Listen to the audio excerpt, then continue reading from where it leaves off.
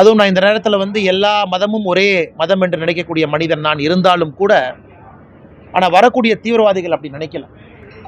நீ குரான்ல இருந்து 2 வெர்ஸை சொல்லு, உனக்கு தெரிஞ்சிருக்கா, நீ இந்துவா முஸ்லீமா, இதெல்லாம் கேட்டு 26 பேர் அப்பாவிகளை படுகொலை செய்திருக்கின்றார்கள். 30க்கும் மேற்பட்டவங்க படுகாயம் அடைஞ்சிருக்கிறாங்க. அதனால் இதோடைய டைமிங் கூட ரொம்ப முக்கியத்துவம் வாய்ந்ததாக இருக்குது. பிரதமர் அவர்கள் சவுதி அரேபியாவுக்கு ஒரு முக்கியமான ஒரு நட்பு நாடுக்கு போகக்கூடிய நேரம், அமெரிக்காவுடைய துணை ஜனாதிபதி இங்கே இருக்கக்கூடிய நேரம். அந்த நேரத்தில் ஐஎஸ்ஐ இன்ஸ்பயர்டு இந்த தாக்குதல் நடத்தப்பட்டிருக்கிறது. நிச்சயமாக இது கண்டிக்கின்றோம் என்று சொல்வதை விட நம்முடைய அரசு கொடுக்கக்கூடிய பதிலடியும் கூட இதில் முக்கியமாக இருக்க போகுது. அதனால் இந்த நேரத்தில் எல்லா மக்களும் கூட அமைதியாக இருக்கணும். ஏன்னா யாரும் சோஷியல் மீடியாவில் நிறைய விஷயங்களை பார்க்குற எல்லோருமே ஆக்ரோஷமாக பதிவுகளை போடுறாங்க, தேவையில்லாதது.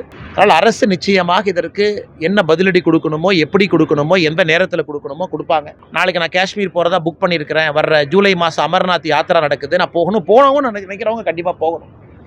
இந்த கோழைத்தனமான இந்த தாக்குதலுக்கெல்லாம் பயந்து நாம் நம்முடைய வேலையை நிறுத்தினா தான் அந்த தீவிரவாதிகளுக்கு நாம் கொடுக்கக்கூடிய பயமாக இருக்கணும். அதை பண்ணக்கூடாது.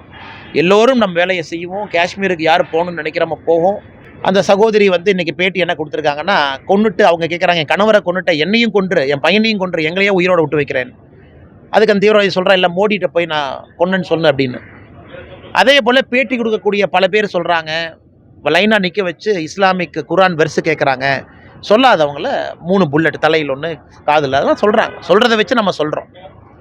அதே நேரத்தில் இதில் நான் ஏற்கனவே சொன்னது போலங்கன்னா, இதில் அவங்கள காப்பாற்ற வந்தது அங்கே இருக்கக்கூடிய இஸ்லாமிய சகோதரர்கள் தான். ஏன்னா பெஹல்காமில் இந்த அட்டாக் நடந்த பிறகு பார்த்தீங்கன்னா, அது குறிப்பாக பெஹல்காம்லேருந்து 3 கிலோமீட்டரு, இது குதிரையில் மட்டும்தான் போகணும் இந்த பகுதி.